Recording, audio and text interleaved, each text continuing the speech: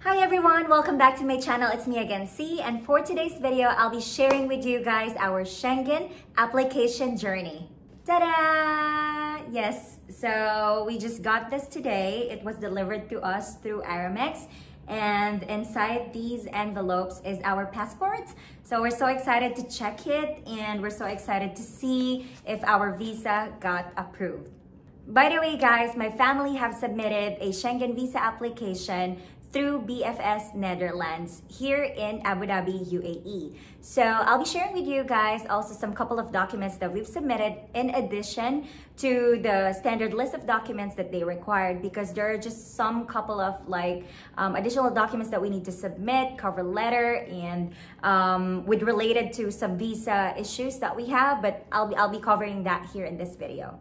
So as you can see, I'm now dressed up because I'm going to work.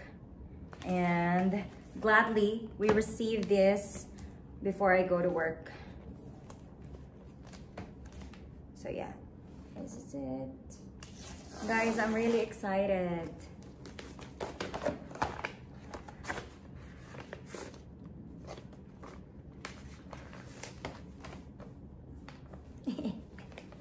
BFS.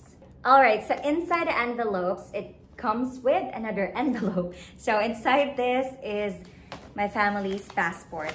So let's have a look at it. My mom actually got her visa first. So she applied in the Philippines, and it is way too faster. So guys, just to let you know, there's a new process here in the UAE if you submitted your application in the Netherlands. So there's like a specific process that they don't do here anymore in the UAE, and I'll be sharing that with you. So that's why it took us a little bit of time to receive our passports. Let me open mine first. This is actually my first, second, third, fourth, fifth, sixth, I think sixth Schengen visa. Yes, I received a 2 years multiple entry long stay visa from the Netherlands also previously, and it just got expired. That's why I applied on the same Schengen consulate kasi more chances na much longer ang duration. Let's have a look. Look at my passport. Let's have a look mine. In Jesus' name, we got an approval. Okay, this is 2023. This is my US. This is Austria. This is Japan. Where is it? This is my... Yay! I got 2 years visa again. Yes. Grabe, I'm so spoiled from the Netherlands. Nakakaloka. Super spoiled ako to more travels talaga. So, I was issued a 2 years multiple entry long stay visa from the Netherlands. So thank you so much, Netherlands. I'm so spoiled. The validity of mine is from December 2024 to December of 2026 with a maximum stay of 90 days. Yay! Thank you, Netherlands. Okay, one down. There's also like a sheet that will be included. It's like an information sheet for visa holders. Like it contains information for how long you should stay in the country, and how long is the duration, and also like the meaning of the abbreviation on the stamp of your passport. Okay, let me open for my dad. Let's open it.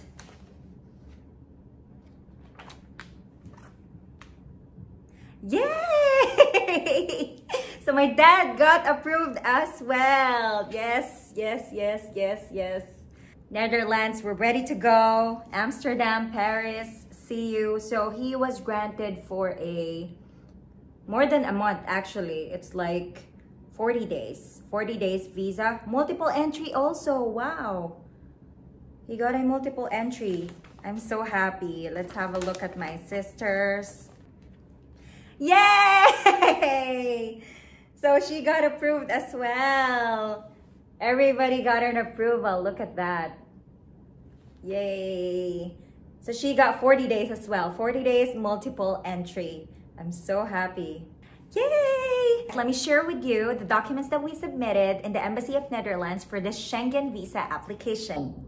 Hi guys! Welcome back! So ito na nga, ito yung continuation ng ating Schengen Visa application process, which I promised you guys that I will share with you the documents that we've submitted and what are the bumps on the road that has happened and how we were able to like complete our documents and submit it on time. So ayun, medyo change setting tayo kasi during the time that I was filming yung pag-open ko ng passport, I have work that day and I was actually rushing to film the video. So ayun, ito na yung continuation niya. I do have this checklist with me. This application is through VFS Global. Yes, here in the UAE. Apply kami ng Schengen Visa through the Kingdom of Netherlands. So yun yung Schengen country na in-applyan namin as Netherlands is our point of entry. First requirement based on the checklist for visa application is a completed and signed Schengen visa application form. For Netherlands, it's very easy to fill out an application form kasi automated na siya through website. So pupunta lang kayo doon sa website ng Netherlands in applying for tourism. Makikita nyo rin yun sa VFS website. Very easy siya. If you fill out mo lang all ng information mo and automated na siya. Auto-generated na yung application form. Unlike sa ibang Schengen countries na you have to fill it out manually. Application form, guys, this is one of the most critical requirement in applying a Schengen visa. Bakit?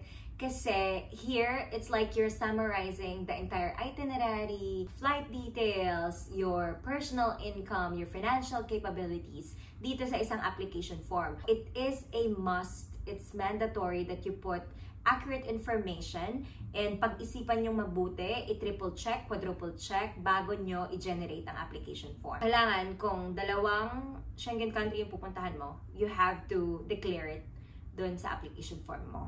Second, travel documents, a passport or other travel document.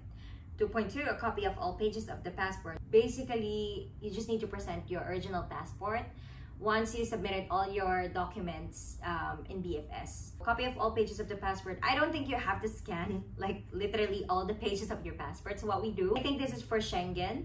What we do is we just scan all our previous Schengen visa application na nakatatak dun sa passport namin. Tapos yun yung isasubmit namin as copy. What are the things that you need to be mindful of in submitting your passport?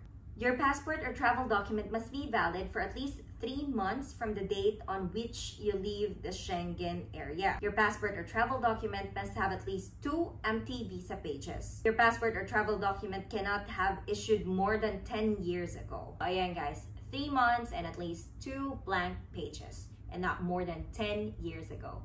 Next is evidence of legal residence. What I usually do, guys, I really print out this checklist before even we start to like prepare for any type of documents required kasi para mas madali niyo siyang ma-comply, mas madali niyo siyang ma-organize, yung ganon. Okay, since itong visa application na to is for Filipinos living and residing in the UAE, for non-Emirati nationals, re-entry visa valid for 3 months beyond the intended date of departure from the territory of the member states. You need to have a valid UAE residence visa beyond the intended date of travel. What does that mean? So, kunwari, you are flying tomorrow.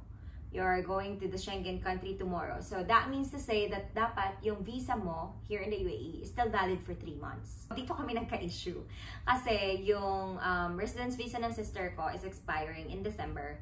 And then, our VFS appointment is... Kailan ba yun? End of November. Yeah.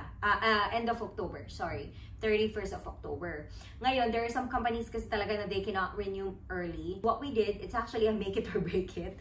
Bahala na si Batman. Though we've submitted all the necessary documents, we complied to all documents required based on the checklist. And then, in addition to that, we've actually submitted a cover letter writing na we are fully aware about the required documents.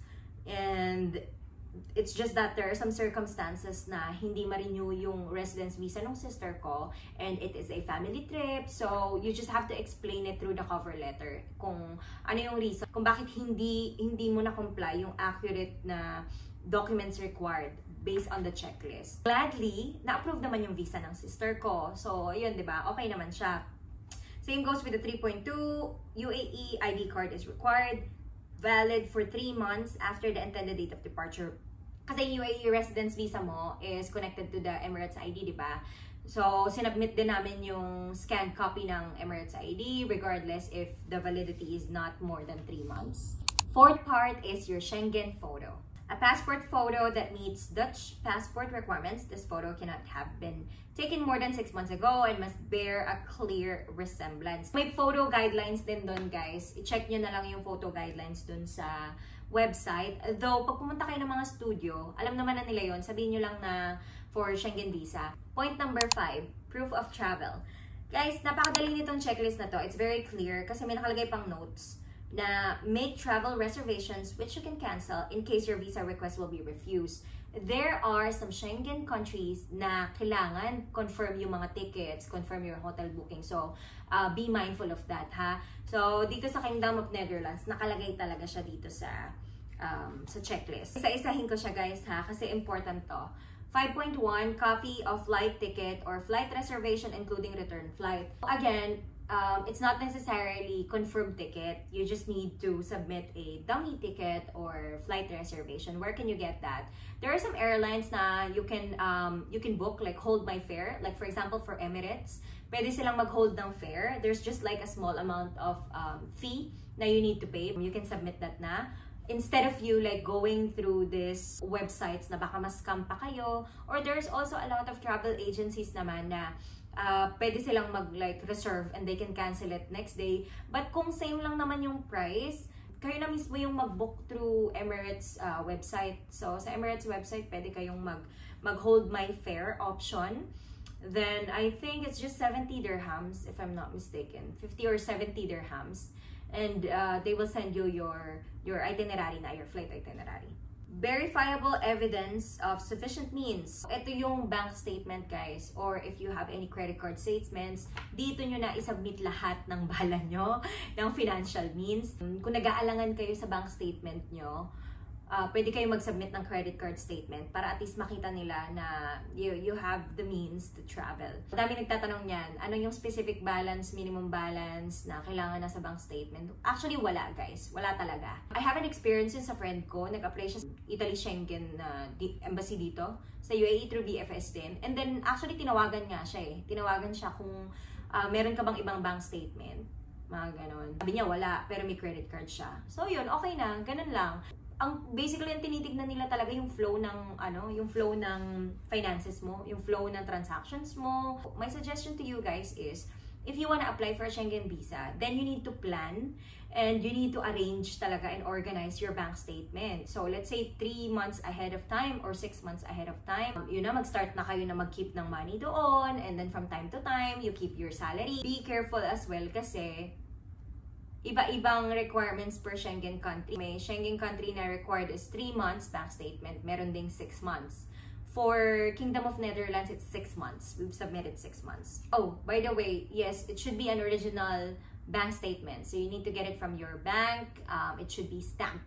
Original letter from employer stating employment status, position, length of contract, and salary. Employment certificate, or what we call here in the UAE, salary certificate or no objection certificate. Na magta-travel ka, stating your salary, your name, your passport number, your position in the company. Yun, actually dito sa UAE, ano naman na yan, standard na yung letter na yan. Much better kung malalagay nila na you're on leave from this day to this date. Pwede mo atang ma-request yun. Ako, ganun ang ginagawa ko para at least, like, makita talaga nila na the company doesn't have any objection for you to travel. Next is for self-employed persons. Mga Filipinos na business owner here in the UAE, you can still travel definitely. You just need to submit your valid original trade license, emergency, residence visa, and for bank statement, so kung may company bank statement ka, yun ang need mo i-submit. Next is your proof of accommodation. For tourism, proof of accommodation during intended stay, hotel reservation, or copy of a rental contract or proof of residential property. Ito guys yung hotel booking. So again, kung ang pupuntahan mo at ang dineclare mo is 2 Schengen countries, you need to provide as well 2 hotel reservations And it's not necessary na confirm booking siya. So maraming website kayong pwedeng puntahan, booking.com, Agoda, Make My Trip. So pwede kayong mag-filter doon ng free cancellation hotel booking. Just make sure na makakancel nyo siya for yung date na nakalagay doon. Point 6 is your proof of health insurance. Meron ditong mga specific details na kailangan makomply nyo. So marami kayong mapagkukuhaan ng Schengen health insurance, pero kailangan nagmamatch siya dun sa required dito ha. First, the insurance policy has been taken out in your name. Hindi siya pwedeng nakalagay lang na family and then 4-person, mga ganon. Hindi pwede. Insurance is valid throughout the Schengen area and for the duration of your stay. Kailangan nakastate din dun sa policy mo kung how long is yung duration. 2 weeks or from this date to this date, mga ganon. At least 30,000 euros of medical costs are reimbursed, including hospital care, emergency treatment. Very important to guys, yung 30,000 euros. Kasi marami kang mabibiling Schengen health insurance na hindi aabot ng 30,000, ma-deny ang visa nyo. So kailangan specific kayo dito sa requirements ng health insurance. Point 7 is your visa. A visa or residence permit or passport which gives entry to your final destination after your visit to the Schengen area. So this goes back to your UAE residence visa. Let's say you're coming back here. You need to submit, right, the round-trip ticket reservation. So ngayon, kung babalik ka dito sa UAE, kailangan meron kang valid UAE residence visa. Hindi ka pwedeng bumalik dito na expire na yung visa mo. So kailangan valid pa rin siya. So going back to our first point, di ba, na less than 3 months yung visa. But as long as it's still valid, okay siya.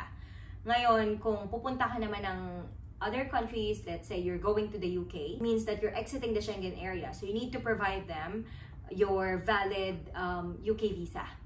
Or if you're going back to somewhere else, you're going back home to Manila, then you don't need anything. Point 8 is payment. Payment for the visa fee. Usually, pagka magbubook ka ng appointment mo through VFS, i-charge ka na nila ng specific amount doon pa lang sa website, and then the rest, you'll pay it over the counter na pagka nandun ka na during your appointment.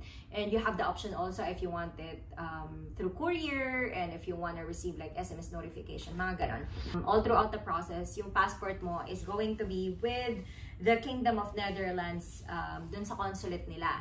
Now, ito yung bago sa process nila, which I find strange as well. Medyo nag-worry ako kasi nung chine-check ko yung status ng application namin, suddenly from the consulate of Dubai, kasi nakalalagay doon kung nasa na yung passport mo, kung nasa consulate ng Netherlands na ba sa Dubai, or it's in processing, or tina-transit na nila from VFS to consulate, mga ganon. Bigla akong napansin na nag-change yung status niya, naging your visa application is in The Hague, Netherlands. Yung Hague pala is meron silang like main consulate doon mismo sa Amsterdam. The new process pala here in the UAE for them to streamline talaga and for them to make sala to all your documents is they are sending it na doon sa Hague, doon sa main consulate nila. It took us a little bit of time talaga to get our passports. Usually 15 days is 15 days.